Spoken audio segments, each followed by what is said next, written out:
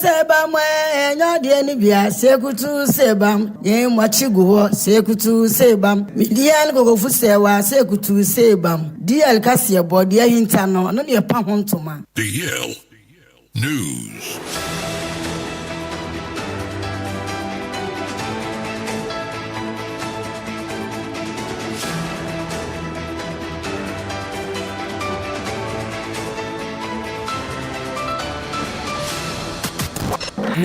It's official. DLFM 106.9. Yamao akwaba. Efe to American share yen ewo Facebook and FCC YouTube. Na yemfa kasebo no enchire mu ensomum.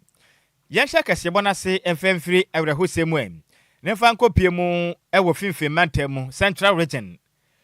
Dominase biaya wono muton jende no. Na make say Central East Regional Police Command. Wanamusaka owura bia wanya mfinhia no aduanan enum mechire 45 years na papai wonum asusu sei wakum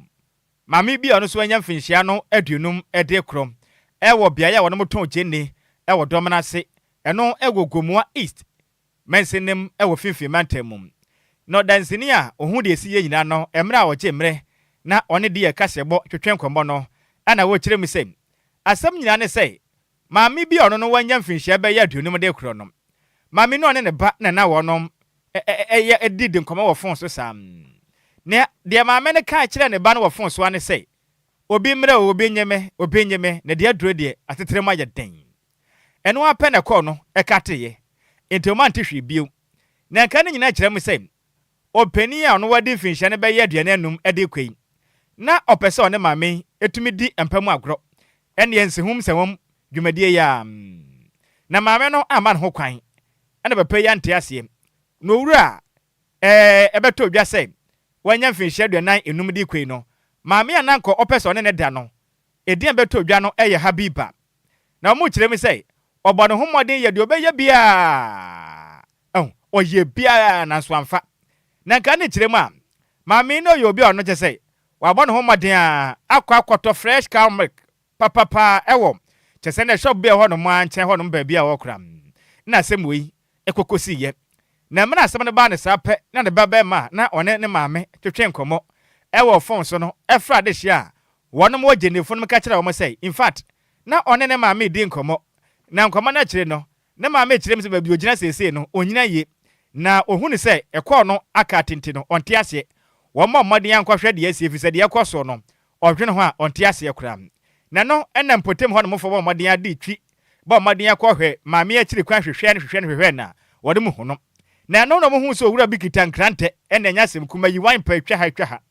na wogina nwa nim na ombisa ne so opani maame bi ahira na hwehwe na yehuno na uhu na kira kwa na so me o dabi mi bunua ha na me wo hwehwe nua krante me de mi hu hwe kram na mrante we ko ya no mo sampa bi no mo so tabi asemi yante ase obi ani hanam na maame nso ya kire mu a wagina yehwe na yehunu papa yi hwesa de ogina ho ya wo mu hu ne ye na mo san akọhwe ye na owura de din ede Yusuf Abdallah emra oje mre na onde de yakasa botwetwe nkomo no ene wo kire mu in fact endrada be ye nonkron anopa nonkron pepe ena abemu be ne din Adams eto o monkra sei na maame oni di nkomo no ne ma bi nkwaye na papa yi a wo gina nwura mu hwe o mu nsam bi wo no ho hwehwe mu ya na no ana papa mu san kwahwe ni ya mu husa ne nkranta ne kita no chese moja wa no ne ntade no so moja aye mu ma no mo te papa asem we de ye ntia asem obode akobo aposifo amane a o mo so aka owura chese wadi mfinhye do nan enum a o makwache na mekasei ogina aposifo akache a emra ehwehwe de sense mo de nsem sei atodi ye kase bo anim ho mo be sa ran nan mu ni ada fu ba ka chese ne maame onye maame le kase na o che na maame atiem o che me fu na ofle na enkobio nti an rush wo Canadian block fast side wo no nti o kan ye na moto be 7 na say 18 na yetu nti obi mo fast side so fast side ya ma say ye nam 6 na ye de ye fa ho mo na ewie kwa me ka chima da fa ku no o me nyina on ye frɛ ma we yu aye na maame sa na ye on che ma dalish na ye ko sa ga ni e be no hu yam wesuma nti wesuma na ye gina ho no wa ga na hu na tu we gina ti nti o si etira na madam ba ku no so okoche obi na wo wechi no so kro bo chem sa ani ko hwe kwa na ga na ke na ma na be no wo so so obi a wakontokwa na yiwa simoja na sound simoja yakra ndi bisa no ye maame na ye hwe na ye hu no so no hu obi no de no otwa ba already na metimoto no so kra sen da be me nam ke so okay so okay on the ye ko no si no da no ye se da nti ko dwe kam kakran ne fa fro nyina na ye begda ye ne ye ko nkrofo nchen ne ka che se man no na no weze nti embe no no nche bi ba maame no wo ye ko fro na o se ye da to asam to no do wo na maame fu bi so te area ha ma o mo bai ne ye ka che maame fu ka che wo yin na te area ha mo nam si na bobo na ye man no kotogum ana pe no mo ko je maame kwan nti no ma mo mo wo se maame ne ase nti obe ya me papa no ne yi bobo ne hwe se maame no bobo na so no mo asma de wo yin na te area ha na mi bufu ya mi si na da mi tumi na hwe because man no se na o react na se na no ho so na ono na we dey what sa no ene se ye kam ti ase an ye duma ye tu kwa ya sa no eni ya woti ye ayo dance ni ohun de si ye nyina wo endrata genefom ewo komua dominance the den at the Yusuf Abdara ena wote ne nkan enti wa mame a wanya mfinhyi aduonu mpo kufi bebia wadure mpo de sanka enche obetwa wo na person ne da na wante ase a na watumi atwe kotokuro agina no so aku no hey Ghana nipa bone for sem no ano ya yete na dodo ha adwen enye na yemfri finfi mantem ne yemfi ya nimfa nkyere wum ewa Asante Mountain mekere Ashanti region na meka say Ashanti Regional Police Commander DCOP osei akoto ede adesere ede ato Ghana fo nyina nim say obesere mum titiru na adehia mo wo kronom na afisu nkonkura hodo atwa ho no nyina hia ne say se mo hunu se nipa bi nipa bonofo sem abane trim mekere criminal activities bi epese ekoso mamodiam munsi aposifo aso ho monkobo mama ne pa na mwa na hwem mapa entumi enkosom na DCOP osaya kotoka semo na wode na di same sakobasai oman Ghana omanfo momadia kweyi aposifo asitire ewo mra ne ma bi kwaso msusu sesebe ebe ye bone awudie anakro no bobia eno beboa pa anampo so bi wi a wone ma modia na koba aposifo amane na mo ye hwehwem empo se ne ma na wo msa nkampo a ebetimi aboa sebe ya bone ahodo be nipa bi hye kuntuna ase ne kokwa mudie no esu betimi atem na DCOP akoto ni sede tudwa ene ema wo moden ne adehye a wonom ewo kronom sasa bo ho ana afensu nkonkura hodo am ewon potem honom twetwetwe komomra adehye bo moden akoyi apostifo asutire se akrofo tetu amwa mekire am robbery cases ekoso pam potem honom nti wo moden anopatututu amasode wo mokwa adwuma so ni dwamu no omotata wo montem moden bo mo ho ban na ode nsem wei ede tudwa na apostifo team ekoye no DCOP akoto ona ya regional commander Edema Asante Mountain Efinsu ACP Francis Kwame ona ya regional second in command DSP Andrews Adom Ochre oya second in command regional MTTD Edema Asante Mountain Gordon Ehnayo ono na ya regional PLO Kasamafo Edema Asante Mountain aposifo sanso na ACP Ibrahim ona ya Swame divisional police commander Sansona Superintendent Christopher Owusu ona ye Swame District Commander Sansona Honabo eye so ona ye Breman Central wonom eye oye wonom Jesene Assemblyman Sansona Honabo obo donko fodwo kopie madwumadi no ekonkan ye panano na commander echiremam obesre omanga na de hye nyina se kobase susu se obi enya bone obedie momoden a ne enkoba aposifo amane impo so mu wiaye mpo ne ye monsa nka japade ni mpo a ebe ma homa monsem no ne ma konkan etimidia ma omen police so you see can only control how police as all control police they do one about which and to possible na ye the evidence and the answer so be more DLFM 106.9 now the woman what else do you want? As a Sunday family, more police and police in to one another. It must have been very encouraging members. Now, this is here, more police and what police in to one another. It must have been very encouraging members. Now, this is here, more police and what to one another.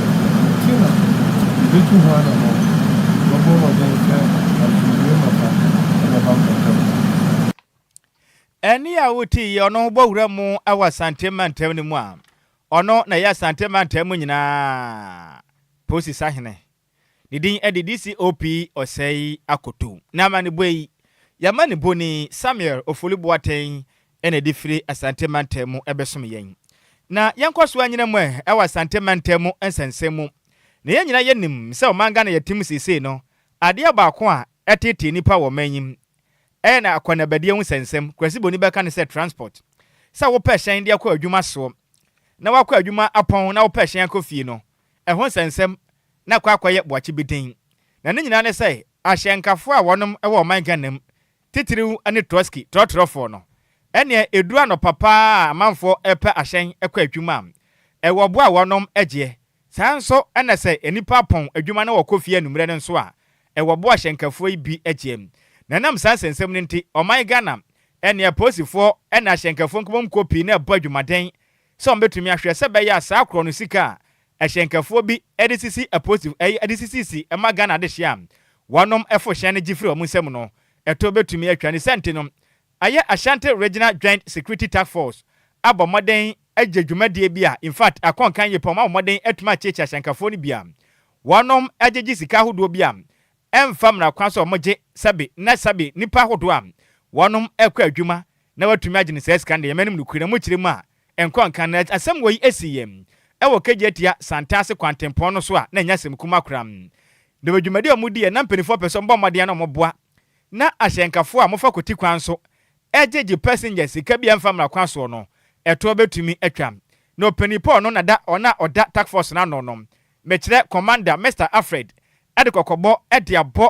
ɔman Ghana ahyɛnkafoɔ nyinaa sɛ ɔbɛsrɛ mo ada ɛnya dɔm bɛsɔsɔ mo so efisɛ sɛbe ɔman yi mu yɛ mmara sɛ obi ɛfo hyɛn a efiri bea yɛbi kɔpem bea foforɔ no yɛwɔ sika ahodoɔ ɛsɛ mo gye sɛ ɔgye boro so a nya dɔm bɛsɔsɔ tie efiri na akɔyi wa wo yɛ hyɛnkani titiri wa santemanta mu na bɛgye sika bi amfa mmara kwan so no ɔmo no bɛdi paa saa edura nwumre a ɔmo yɛ short ɔmo fɔ ɔmo furu santase ɔmo bɛduru ha na ɔmo asu ɔmo nti yɛwɔ hɔ ɛtwɛn obi a ɔbɛtena kaa no mu a yɛbɛkyaagye no over transport na oduru ha ɔreport man yɛwɔ kwan a yɛde ɔmo ɛfa so ɛna edura nwumre so a ɛsɛ ɔmo kɔ bus stop no akɔ yi nipa no ɔmo yi no nipa no wɔ ɛkwan no mfimfini ɛma traffic ɛba ha mɔ nti this is what we are working on nhyehyɛ wɔ hɔ yɛso yɛyɛ somafoɔ mpanyinfoɔ no wɔ region yɛde driver no ɛne ne car no nyinaa bɛkɔ region yɛduru hɔ na deɛ mpanyinfoɔ bɛka kyerɛ no na ɔmo aka kyerɛ no yɛ maamefoɔ no sɛ aha bus stop wɔ hɔ obiara bɛduru na ɛnyɛ bus stop na osi mu wɔ hɔ a ɛma mo mpene monka kyɛn sɛ ɔmfa mo nkɔ bus stop because ɔde mo kɔ bus stop na ɔntumi twa U-turn mfa nipa ba ɔbɛduru ebi a ɔbɛtumi atwa U-turn a na wɔsi ɔmo na asa atwa U-turn na ɔkɔ nti ɔmo fɔ ɔmo a ɔmo kasa ebi a paanofoɔ no wɔ no ahɔ na bus stop no wɔ ɔsi ɔmo wɔ wɔn ti ase a ɔmo report ma any police officer biara yɛbɛboa ɛneɛ wante ase a agye wɔ pa keka ne si fie o na ɔkɔpa ado bi na wɔdɔm ɛne a wote yie ɔno asante manta mu task force a wɔmɔboa paa na ɔmatumi ahwɛ na mmara so die ɛyɛ adwuma titiriw ɛfa ahyɛnkafoɔ ɛna afi passengers ntɛmu no ɔno na wote ne nkane den ɛde commander Mr. Alfred na ne kwakura mu no ɛna Mr. George Kwame Bedi Ako ɔno ɔyɛ government appointee ɔno so ka ho ta akyire bi ɛkyire mu in fact aban egu so ɛbɔ Ghana ɛyɛ ɔman de hyɛ ho ban pa efrisem wohwɛ nipa bi ne ahyɛnkafoɔ bi obi tumi fo obiara ɔde ne nam kwan so akodu ba bi pɛ ɔse mekasa nka mekɔ santanse nanso mekodu ha na menkɔ bio etimu nsi na mokɔfo ka foforɔ saa ne ma ne nyina yɛ ade a etia ahyɛntwe ho mmara etia kora ne sente ne nya de ɔmbɛsɔsɔ so kora saa nso na edu ahamache nipa pɛ ka na ahyɛnkafoɔ bɔ yɛ so dwɛ enumere ya pon so saa pɛpɛpɛ ne sika bi a ɔmogye mfa mmara kwan so no ɔmɛkɔ so aboa na ba tachi na sa krono bɔ na ɛkɔ so no ɛto atumi ate wɔ memne de ɛkɔ so no in fact asisie no ɛdɔso pɔno so de nsɛm sei ɛto di ɛkase bɔ anim yɛhwɛ sɛ ka bia nlodu ɛma me free G emesi santase no fi santase onse be say ko kokoben ofi kokoben be say ko bofo ya saya available car bus available pick passengers from here to trade to obi biara bia o be sikwan so bia no say when na car eco straight obenya bus na obetimi de wako na dwumade ye no DLFM 106.9 bia enter the illegal fees e wo ye kwan so e bi nu de asodi nti oka ono pe di sika to botonto obi ko ati bika saka no nya na atoma me saka no nya na atoma me dia nipa no so nya wo dia eti ne memo mu nyina asi na de ka ne ko office na ma de oto ka ne ba no oni office mpani fa akota ho asem ne ho asamanyan ene nipa oto ka ne ma wo no ono wan ko office na oni mpanifo kaka ho asem ene a woti ono ne din Ede George Kwame Bedi Ako oye government appointee omoboa no ma hwe na kwanabade wo nsensem ewa sentiment ne ma konka ne na ma ne boyi yen sem twere ni Samuel Ofoli Boaten ene difiri Asante Mantemum ebesom yen yanto akase won so yemfa ni fankyire mu ewo apie mantenem na akane apie mantemu otetenani edema ND Semanyuku no mekire former Eastern Regional Chairman edema National Democratic Congress the day at the Bismarck Tewia Boaten Oden smart to just say yame ya adoma akwunwa ba beto ewo ND Semanyuku na kache ewo November 14th 2026 nti obakwa kotu franka pa efise di blane mu odesa no manam to besa kwanyina say chairman biu no monto abamfa ma no no medi otetenani penipa no hwe ND Semanyuku no krabata ewo apie mantemu no anom na meka say ND Semanyuku no ahyehya to wose yankopɔ ya adoma afi mo bobu so nda data so edu enan emfempe mienu na adunu nsem no mamode ato aba apaw wonom regional executive ewo man Ghana chese ne mense ni nyina ha mako eye aha mienu ne aduoson ensianem mekire 276 constituencies ni nyina no wombeto aba apa wonom akandifo ede amamanyuku no na enam de sente no ena meka say opinion ni den ede eye Bismarck Tewia Boaten akane na oye Eastern Regional Chairman edema NDC chiremu say ekwamnya to form de afi we ba kotu franka ne bevisa ne kwando pam na Mr. Boaten chiremu a ehu hia se obesan ba ya chairman ede ama NDC efri say obape obetumi aboa pa hwehwe ne makama se be ya NDC Semanyuku no ensa akatumi e won fempimienu na do nwatwa bato na ombeto num efri say oye obi a waye bipan na obi a ne modern mo boy ya me bi atwam a na obe yo tetenani edema NDC Semanyuku no ewo apie mantem odin sem sei eto ma de boni konte hine kofi obo anim eni asun pepe ye wo ho eni eni be ka NDC na bomo tete constituency na he say betumi awini more seat na ka ho me nyanu ma ba ni nyina obi aye no family ye nyina ya boy na say 2024 ni awini but if you ko nyata ye pere ye su ye be pere ni msenya kopon nya ma do tiefo no wona eto aba duru hon ko anso on bepe no na yitemi aboachi ami won kandi ewa parliament e ya ko 2028 election and in hands on 2029 ya form government ya kase obi biara wo deserve position be town ni nyina bu ma be DLFM 106.9 ani ni compre ya insabeka de wo nya no so ye be hwe kwa papa be pa dwuma bi ama no so so go dia hwe ne ma ani abusuya ne ni 827 engineer frame ya na ba fear na America Bismarck Tewia Boaten Kotafika ebie nomination na eco regional election no beko na me say Nyankopon ato nkunye be ya media na me ya beboa na party na ne kwakura bo no ana Mr. Tewia se dabi ensem no obi ka bio ana kontine bisa ne say senior de ahen na aka akire ana wo kire mu a ade abaako ye na nisuade hunu pa no eya asomdwe ana afi so nkabom kresibo ni beka ne se peace and unity eno betumi aboa pa ama mpuntudwuma atumi akoso ewa manyoko nafa ana afi nso ebiaka adehya mo apie mantemu na Ghana nyina nso ebiaso omanyi so ne senti akwanya bai de ono wasompen akane emra na ye NDC Semanyuku no titenani ewa apie mantemu no obono homoden pa edinkabom baya eboa pa manyoko no etumi di nkunim awa bato ahodo mu a emanema konkanti obesra da ekwanya na asamba bioyi Ghana adehya muya apie mantemu ma muya nisifo no delegate no osre mo ada mmom homoden sa abai mobeto ama no na yakopɔ ya adom no odi nkunim a obeboa pa mo biada oyamanyoko ni ba oyepani no dwumade ahodo obedie no obia ntumi nse ne ho kwan mekire interference enya dwuma da eno wachi so obeboa pa hwe apa bedwoku a metumi aboa se be yam obi tuo na mom bi etietia mra emfa mra kwan so a eno be ha manyoko omode amatena ase aka na kama mekire disciplinary eye committee obeboa pa se be yam manso twene ntawanta ba manyoko mu no obetuma atoto ne makama pa okire mu a emire bi atwam na oye otetrene anasa chairman no obɔ adwumade ma sane mo nyina konka nanso ofira kwamnya so yi sane ma ne nyina da ato apia moto abana ma ne pa obapɛ ne nyina bɛsa ase ahyase ɛyɛ adwuma bio ye you have some peace so was some ya then I can the buy some peace about party my division of labor about a division of labor my every department be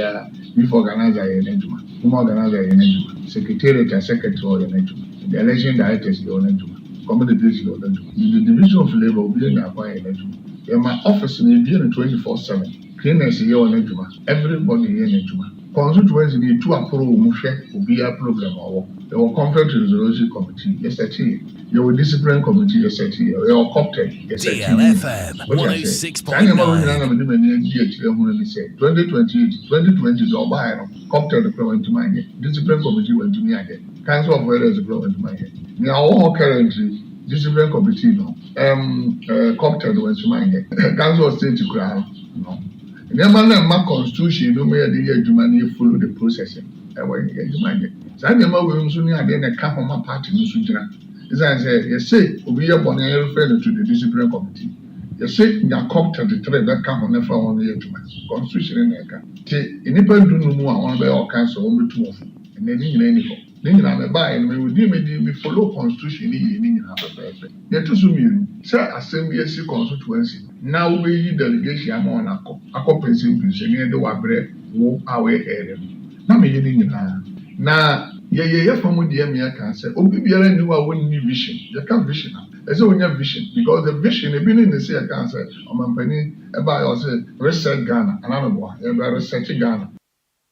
Any Ghana ne de reset ne de enya semkumo. Some reset of left and right to say ya kwye nim sam. Any a wuti yo no na akane no ye